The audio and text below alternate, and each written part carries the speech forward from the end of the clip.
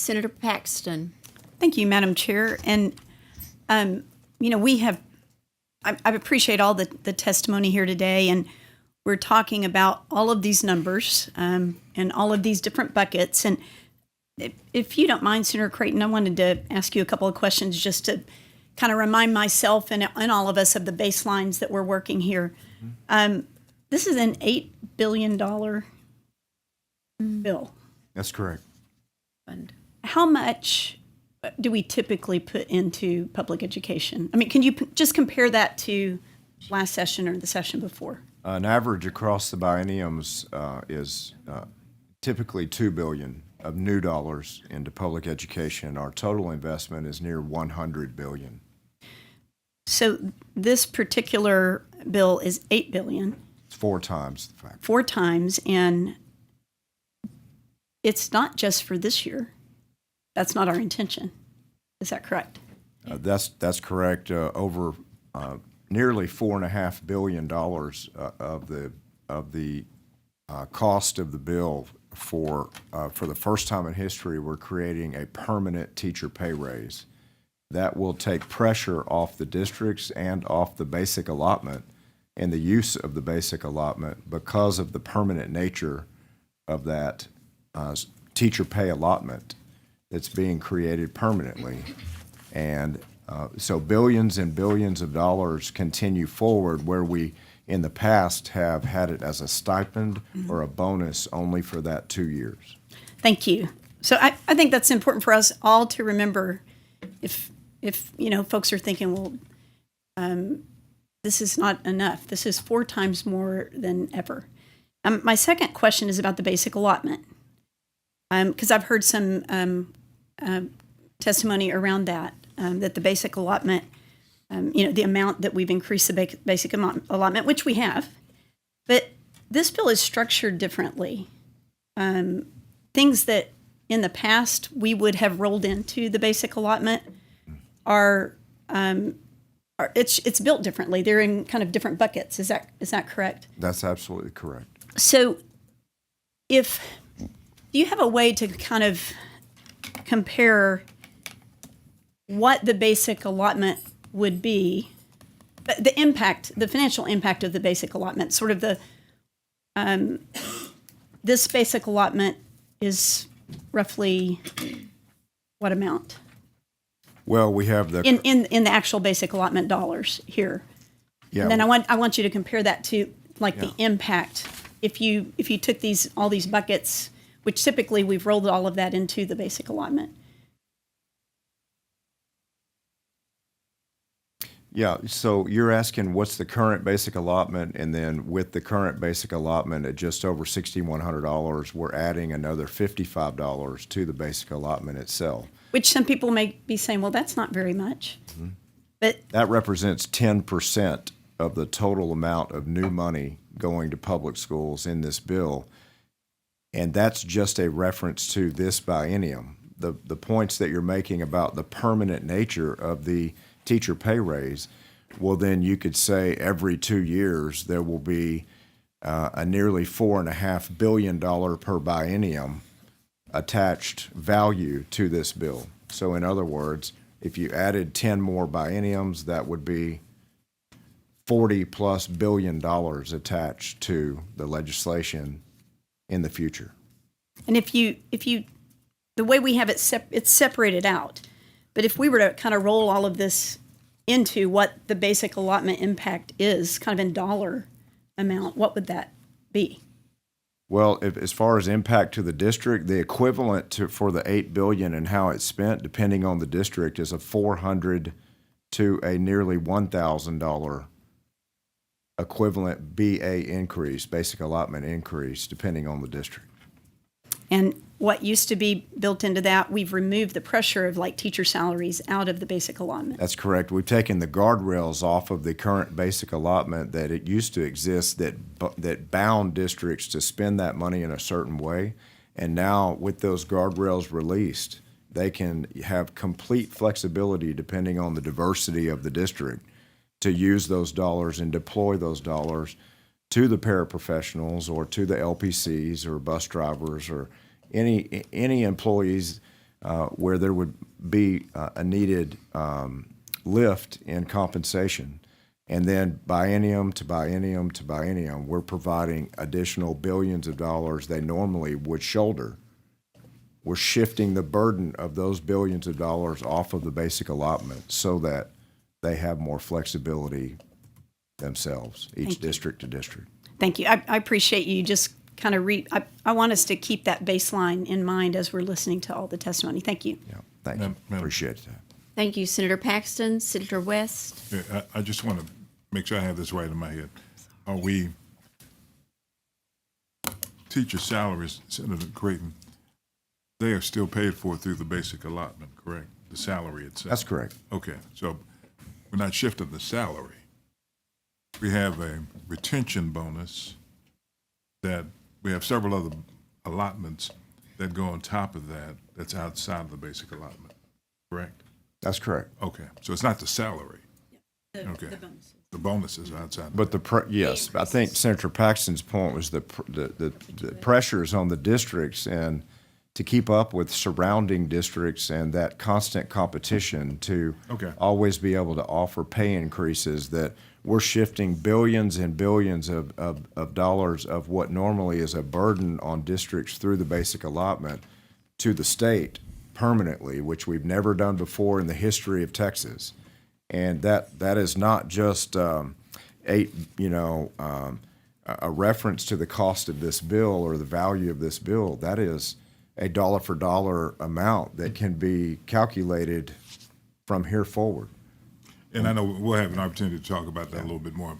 We want to hear from citizens on this. Okay. Yeah, of course. Thank you, Senator West. Senator Before Menendez. we leave this conversation, though, what I'm hearing from some of the school districts is that they're running a deficit currently, and one of them, Paint Creek, provided us a flyer to that effect, showing us what's happening. And the concern is that we're giving them this restricted money. And it's like when people give money to higher ed, and you make a contribution, a donation. You can give unrestricted and restricted, and what happens is when you give the restricted money, it doesn't mean you automatically have more money, especially if you're already in the red. And that's what the problem is, that most of our school districts are currently in the red.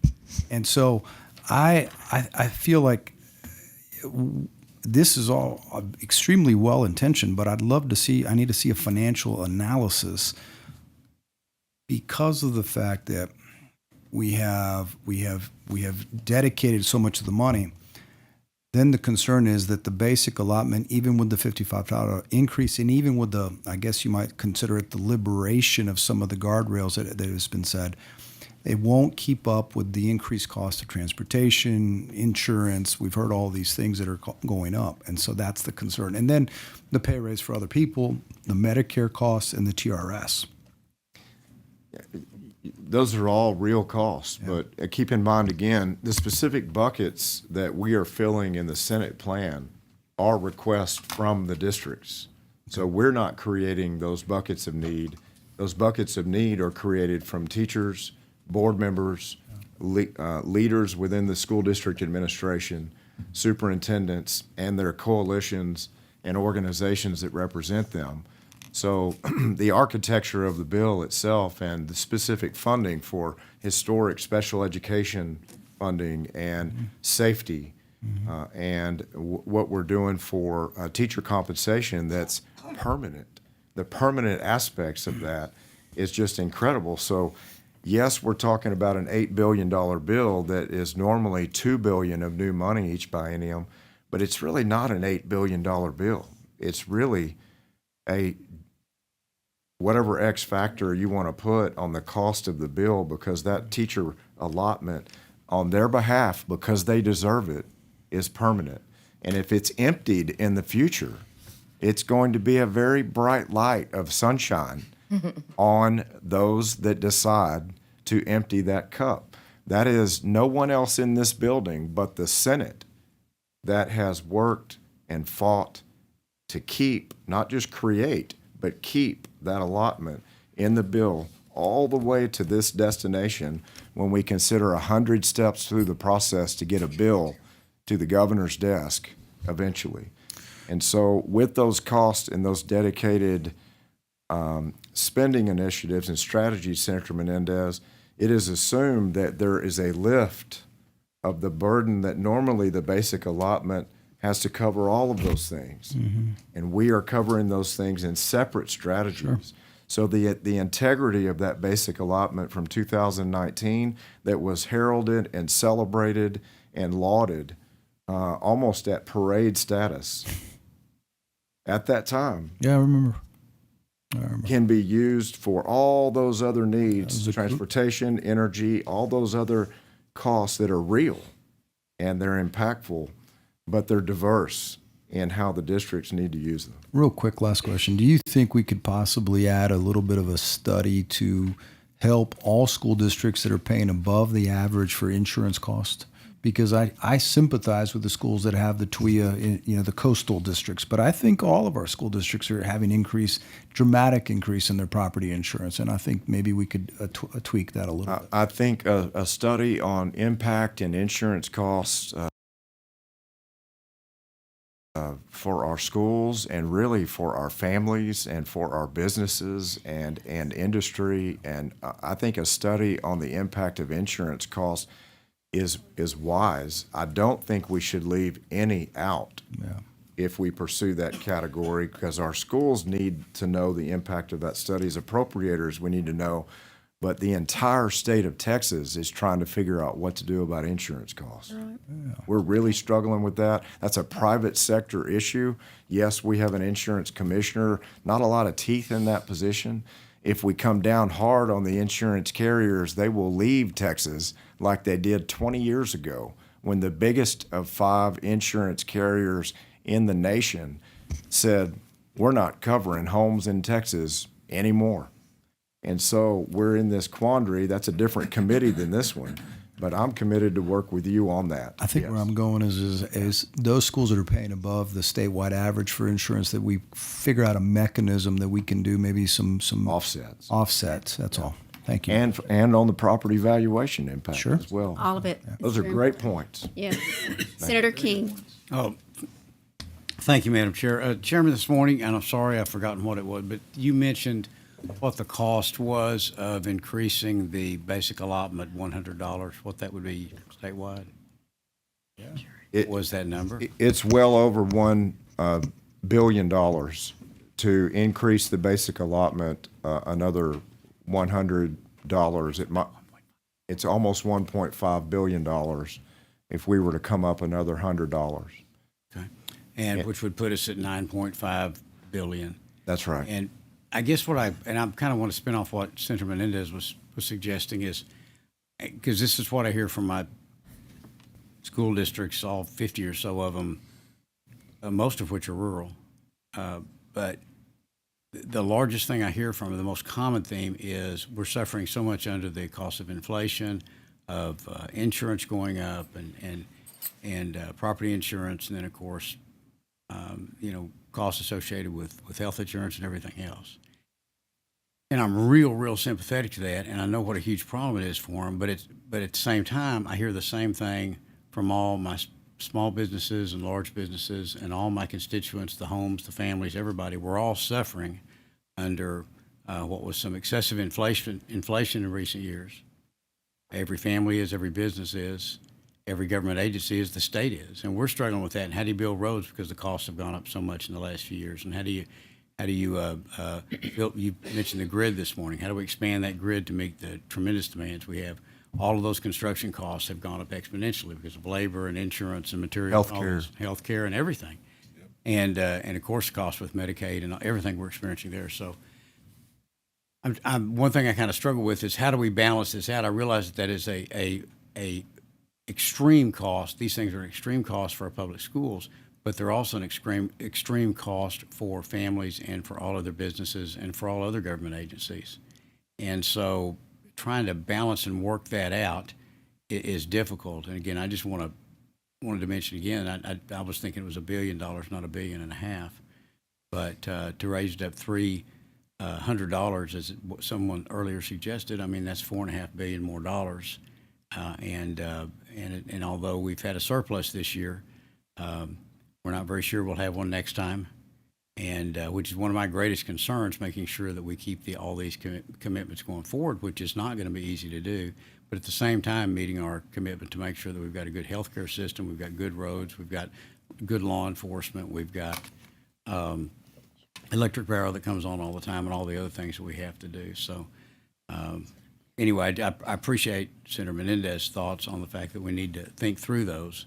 But I just wanted to mention that everybody in Texas is experiencing the same economic stressors. Yes. Thank you, Senator King. Unfortunately, the schools will Senator only have Menendez. schools only have our kids as customers, and we're the ones paying the bill. Thank you, Senator Menendez. Thank you, Senator King.